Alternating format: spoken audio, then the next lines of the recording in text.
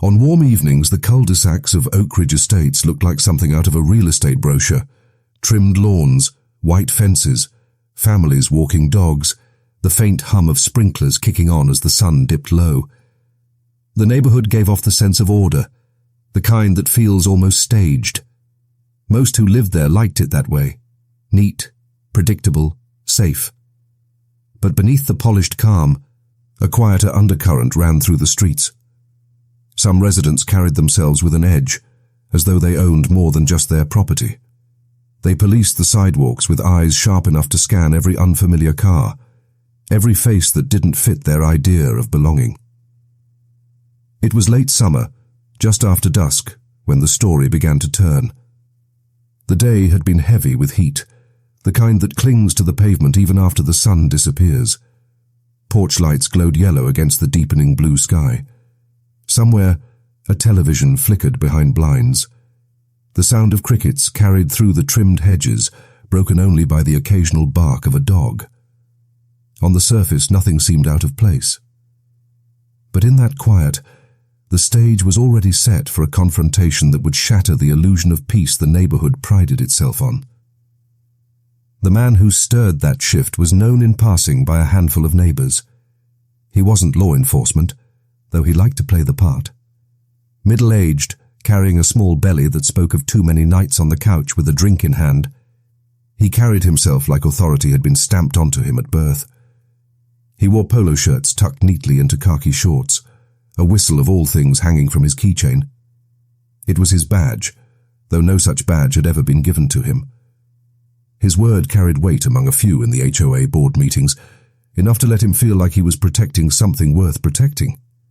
He didn't patrol out of duty, not real, Litihi. It was hunger. The need to feel power, to command fear, to matter in a place where people barely noticed him otherwise. And then there was the other man. Younger, quiet, a visitor more than a fixture in this neighborhood. His presence didn't turn heads at first.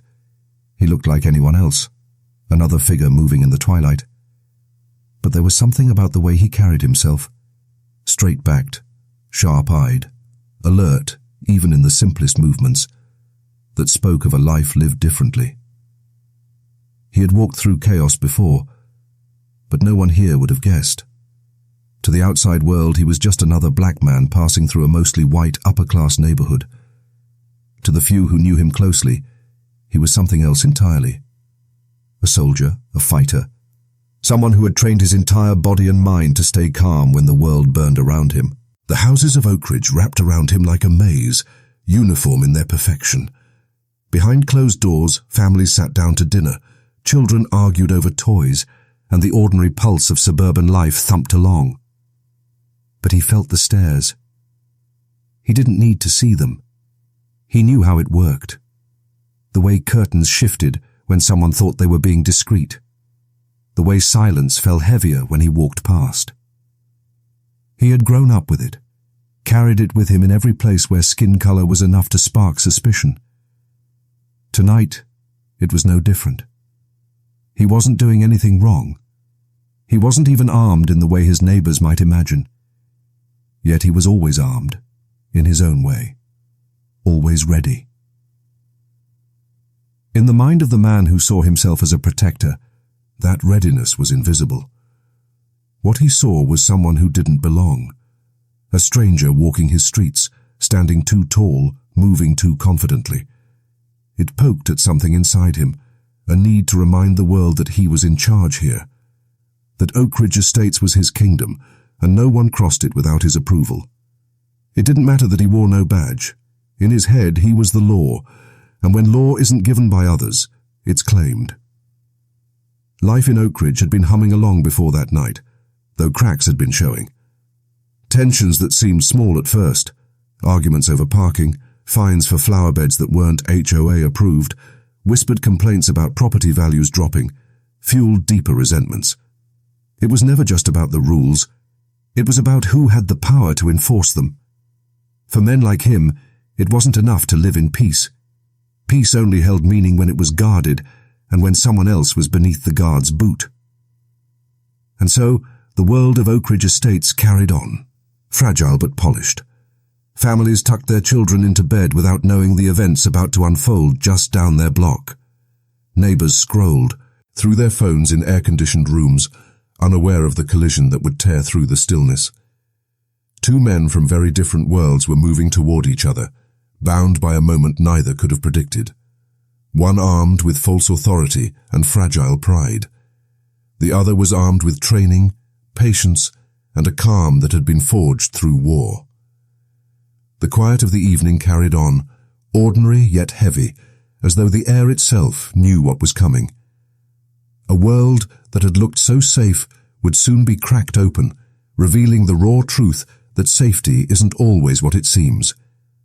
Sometimes it's only the mask that covers the tension already boiling beneath the surface, and in Oak Ridge Estates, that mask was about to slip. The air in Oak Ridge Estates had a way of making small things feel bigger than they were. A car parked too close to a mailbox could spark a heated HOA letter. A yard left untrimmed for too long became a topic whispered about during morning walks. The man who played the role of neighborhood cop fed on those little sparks. Every minor rule broken felt like a personal insult, a challenge to the order he thought he controlled. He started keeping notes, writing down the times cars entered and left, who visited whose house and who didn't belong. It gave him a sense of purpose, something to point to when he felt small in every other part of his life. At home, things weren't as orderly as he pretended. Bills piled up on the kitchen counter, half hidden under magazines. His wife, tired of his short temper and long absences at HOA meetings, stopped asking where he went in the evenings. His grown kids called less often, their voices flat when they did pick up. He told himself it didn't matter. He had Oak Ridge, he had his rules, and now he had someone new to watch, someone who didn't fit into the picture he guarded so tightly. The younger man felt those eyes on him almost immediately. He wasn't naive, and he wasn't new to being watched. The weight of suspicion was something he had carried since he was old enough to notice how quickly people locked their doors when he walked past. But Oak Ridge felt different. It wasn't just glances. It was steady, lingering, invasive. The kind of watchfulness that looked for a reason to become something more. He shrugged it off at first. He told himself he'd only be here for a short while. His cousin had asked him to visit, and he had agreed, thinking it would be a break from his usual routines. He didn't expect to feel the same old tension pressing against his back in this neighborhood lined with flowers and picket fences. The first real clash was small, too small to matter on its own. The self-made cop stopped him on the sidewalk one night, flashlight in hand, demanding to know where he was headed. His voice carried the fake confidence of someone who had seen enough police dramas to imitate the tone, sharp and questioning. The younger man stood still, calm, giving only the information needed. Visiting family, taking a walk, nothing unusual. But the look exchanged between them was heavier than the words spoken. One man is demanding recognition of his authority. The other refused to bend to it. That moment replayed in the older man's head long after it ended. He didn't like the way the younger man had looked at him, steady, unshaken, as if he wasn't afraid. He had built his power in Oak Ridge on fear, on the way neighbors avoided eye contact when he asked too many questions. To be met with calm resistance felt like an insult. It dug into him late at night when the house was quiet, his thoughts circling until anger bloomed. He convinced himself it wasn't personal, that it was about protecting his community. But the truth was simpler. He couldn't stand being invisible, and he couldn't stand being challenged. Days stretched into weeks, and the small interactions grew sharper. A car slowed near the younger man as he jogged in the evening. Windows rolled down just enough for whispers to escape. He saw the way some neighbors avoided him, how word had spread in quiet conversations. He had done nothing, yet suspicion clung to him, seeded by the one man who needed it most. It wasn't long before others began to parrot the idea that strangers were walking their streets too often. Fear spreads fast when someone feeds it, and the older man fed it like firewood to flames. Behind his calm surface, the younger man felt the stirrings of an old anger. He had worked for years to master it, to keep his emotions sharp but under control. In training, he had been taught that fear and anger make people sloppy. Discipline, calm, awareness, those were the tools that kept him alive. Yet even he couldn't deny the sting of being treated like a threat, simply for existing. He reminded himself that walking away was easier, safer. But pride is a tricky thing. Even men who have seen war feel the need to stand their ground when dignity is stripped from them piece by piece. The tension between them wasn't just about two men crossing paths. It was fed by everything that pressed down on their lives outside of Oakridge. For the older man, it was the slow erosion of relevance. His job had passed him by, his kids had drifted, and the only arena left where he could command respect was this small patch of suburbia. Without it, he was just another man growing older and weaker, fading into the background. For the younger man, the pressure came from carrying too much in silence. He never spoke of what he had seen overseas, of the friends he had lost, of the nights when even sleep wasn't safe. In a way, both of them were haunted. But where one turned his ghosts outward, projecting control onto others, the other kept his locked deep inside. Neighbors noticed the growing friction. A couple whispered about how the cop guy was getting more aggressive lately. Others shrugged it off. Better him than them, they thought. Few dared to interfere, because it was easier to let someone else bear the brunt of his obsession. In neighborhoods like Oakridge, silence could be as sharp as action. People kept their heads down, pretending they didn't see the storm gathering at the end of their street. The breaking points came in pieces.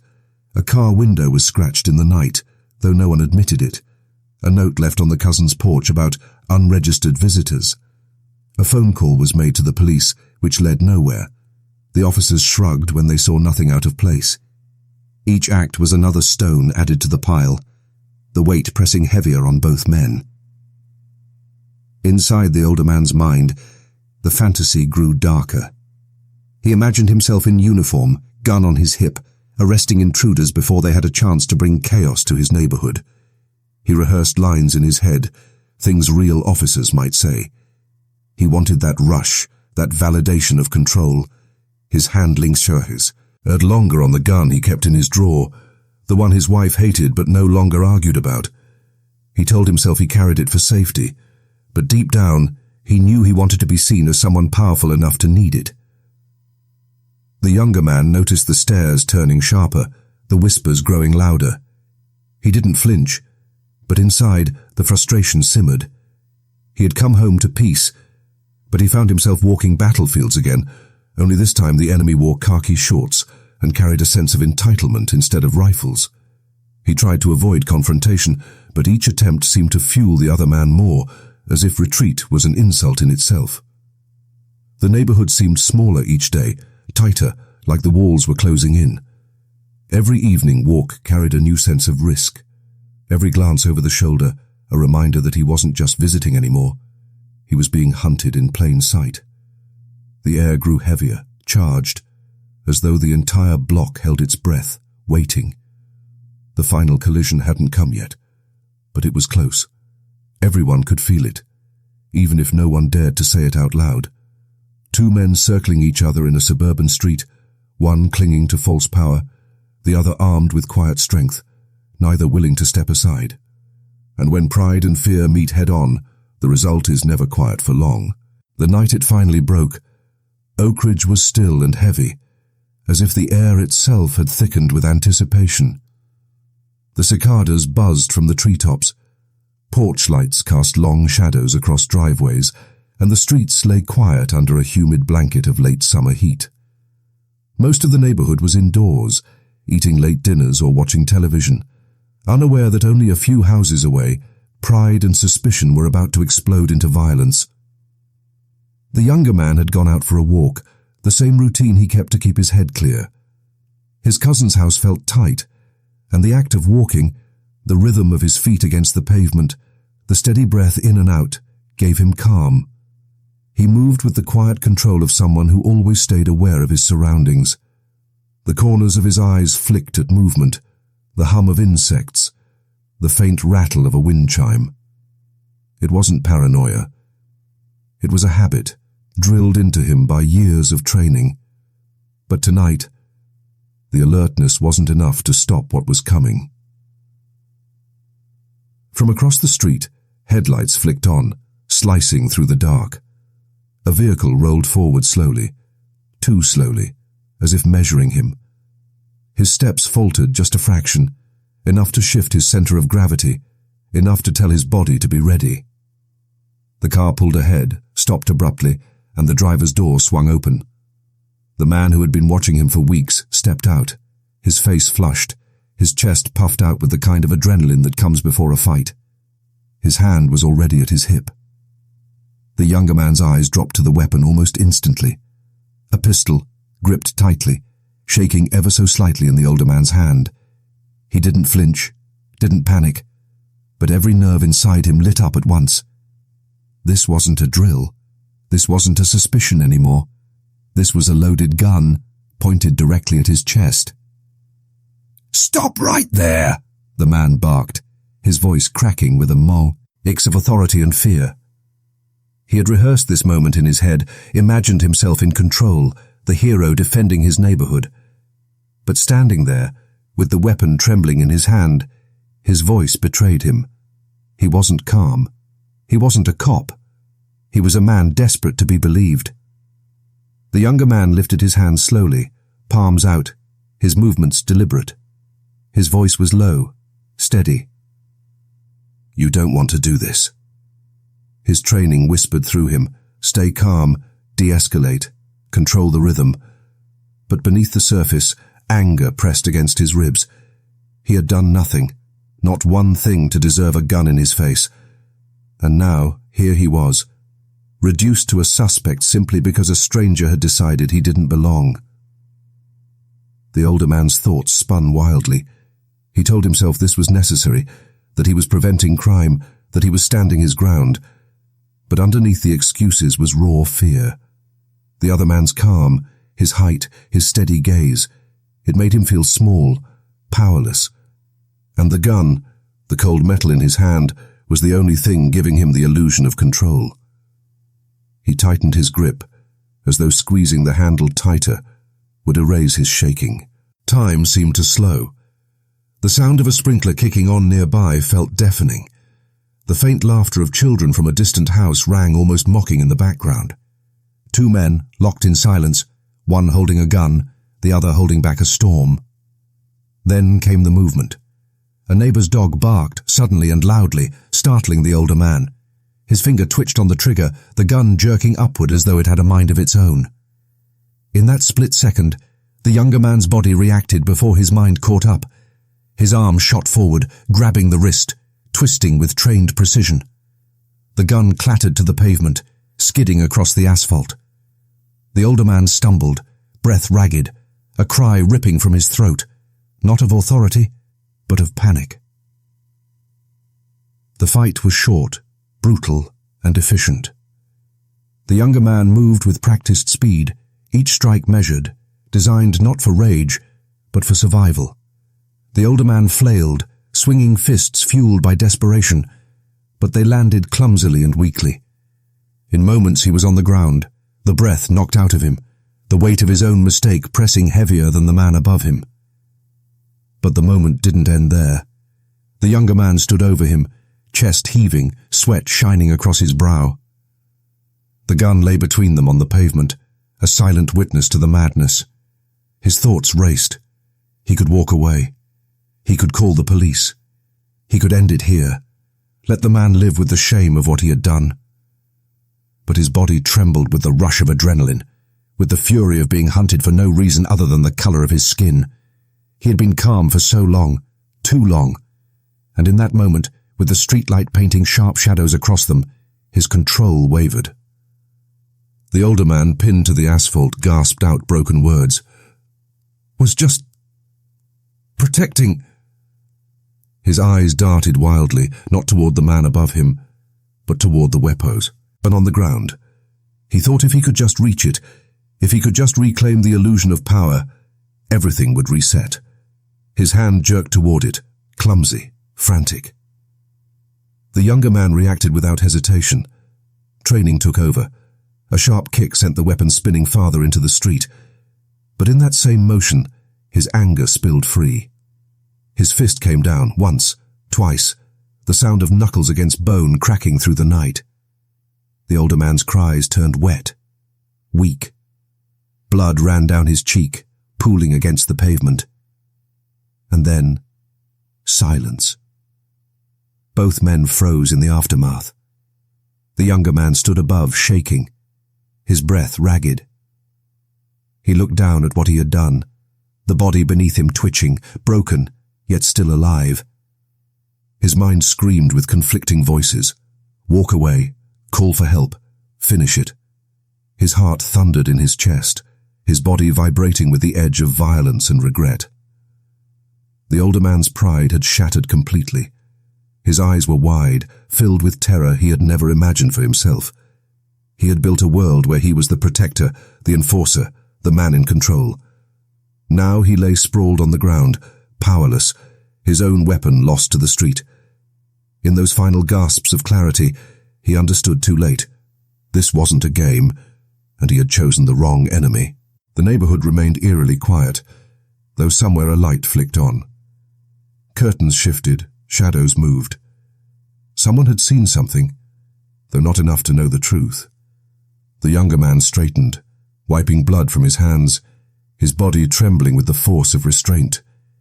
He wanted to scream, to break, to collapse under the weight of what had just happened. But all he could do was breathe, ragged and uneven, staring at the man who had nearly killed him, with nothing more than arrogance and fear. The gun, glinting under the streetlight, lay abandoned in the road. The air was thick with the smell of sweat and blood, the taste of adrenaline sharp on the tongue. And as the night closed in, the fragile peace of Oak Ridge Estates shattered for good.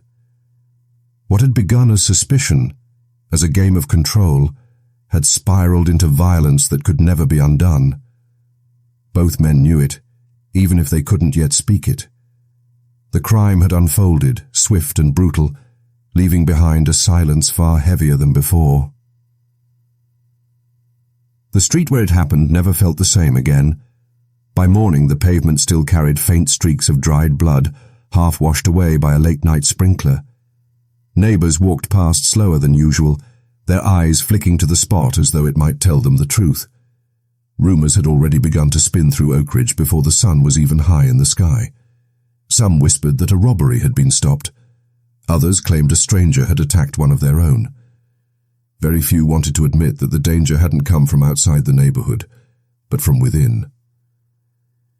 The older man was taken to the hospital with a broken jaw, fractured ribs, and a concussion. He told anyone who would listen that he had been defending his neighborhood from a suspicious figure. His words slurred through swollen lips, but the message was clear. He was the victim. In his mind, he held on to Teed, had version of events as tightly as he once held the gun. To admit otherwise would mean facing the truth, that he had escalated everything, that his fantasy of being a protector had nearly cost him his life. Denial became his shield, even stronger than the weapon he had carried. But behind closed doors, when no one was listening, guilt pressed hard against him. The look in the younger man's eyes haunted him. Not fear, not even anger, but disappointment. A look that cut deeper than fists ever could. Lying in the hospital bed, he replayed every second. The twitch of his finger, the bark of his own voice, the moment when his control slipped and left him exposed. He hated himself for it, but he hated even more the idea that others might see him for what he truly was, a man desperate for power who nearly destroyed someone for no reason at all. For the younger man, the aftermath was a storm inside his chest. On the surface, he moved with the same calm, answering questions from officers with the same steady tone he used in combat. He explained what happened, the confrontation, the gun, the struggle. His words were clear, his account consistent. But when he was finally left alone, the weight hit him like a wall. His fists ached, his body trembled, his mind spun with flashes of the fight. He had trained for years to control himself, to use force only when necessary, but this time felt different. This time it wasn't a battlefield or an enemy soldier.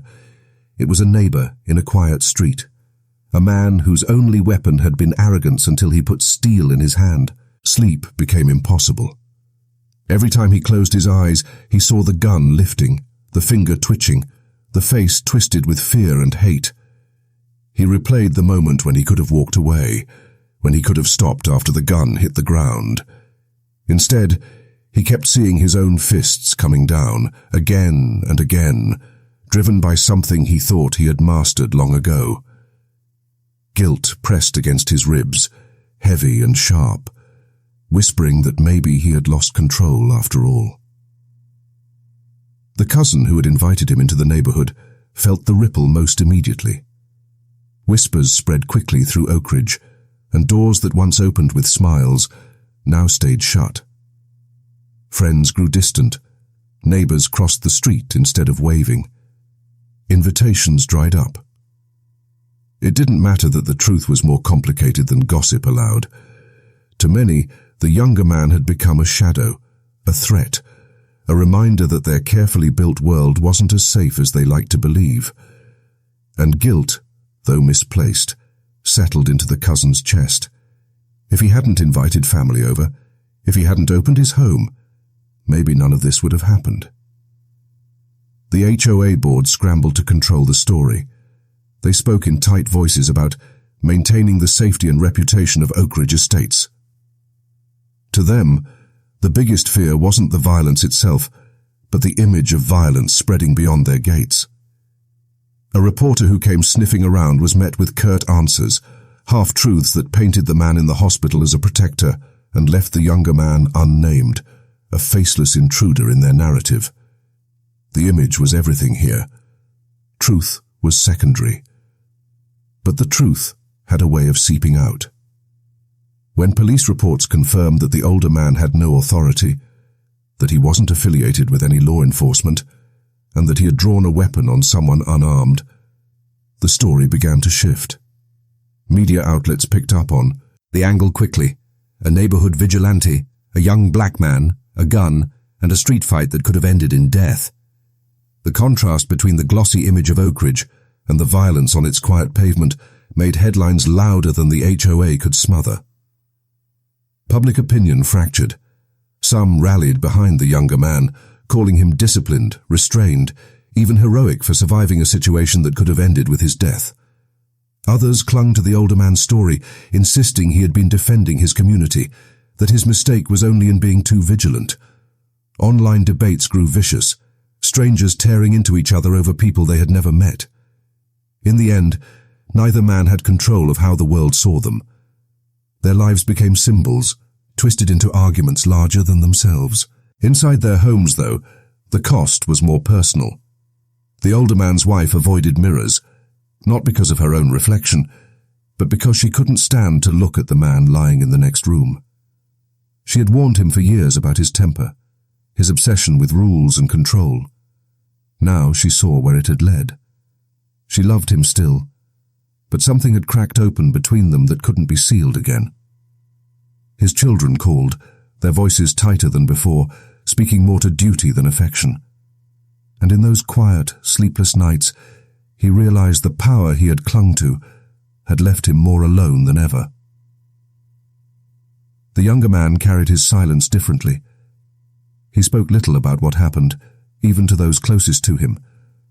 But his body betrayed him, the clenched jaw, the restless pacing, the nights when he startled awake at the sound of nothing.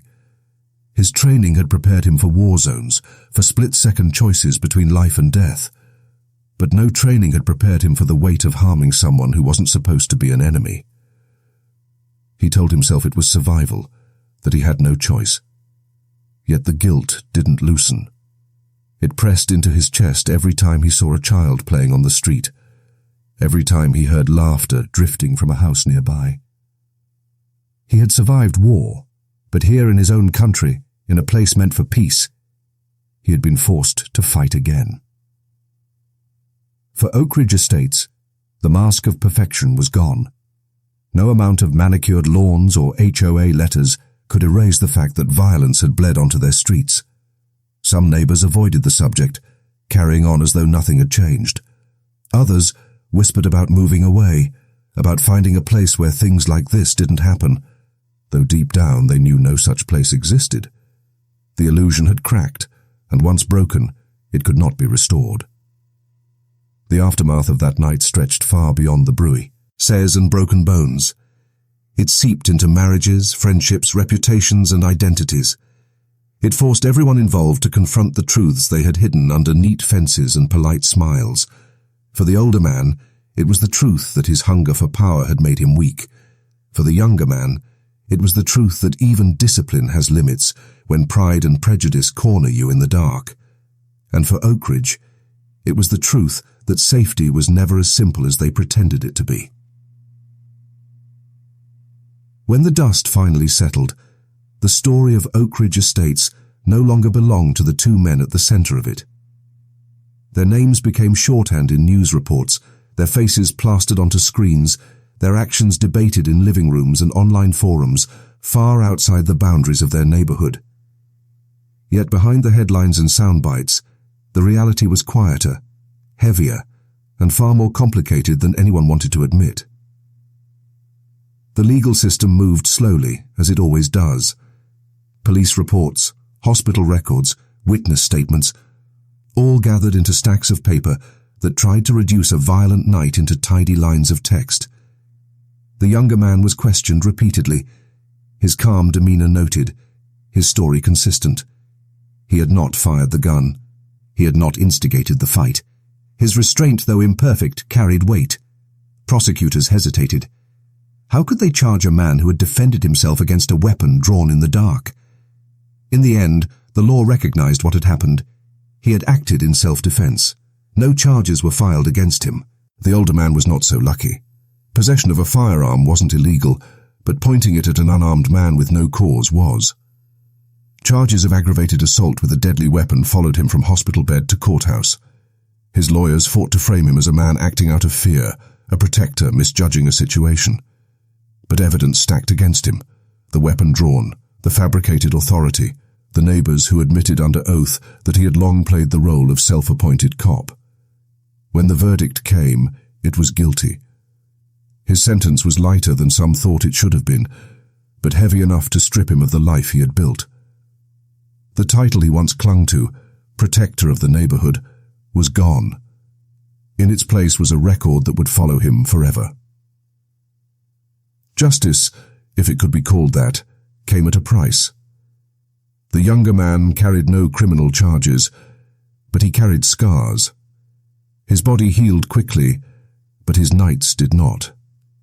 Sleep was shallow, restless, filled with the echo of fists hitting bone and the metallic gleam of a gun under the streetlight.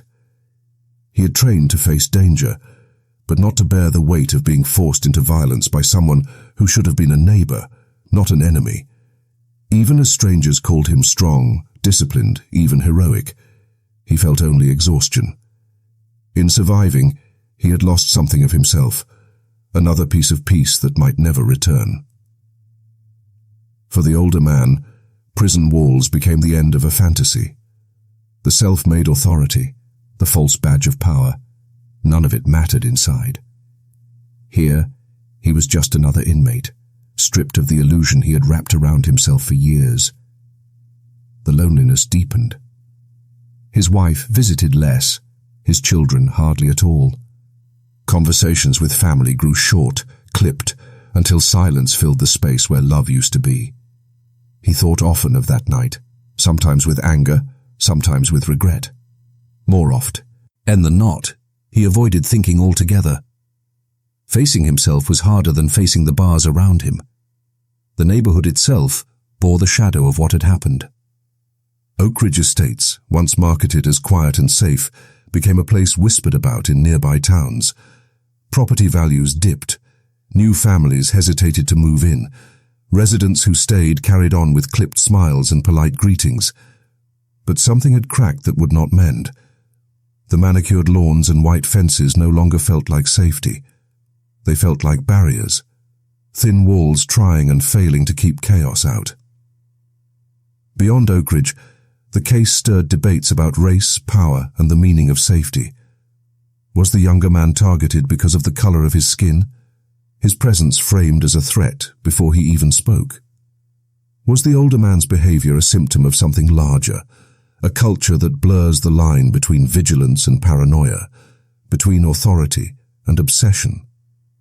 Commentators debated endlessly, but for those involved, the questions were not abstract. They lived. They were bruises, hospital bills, court dates, sleepless nights. The story highlighted a truth that many already knew but few wanted to face.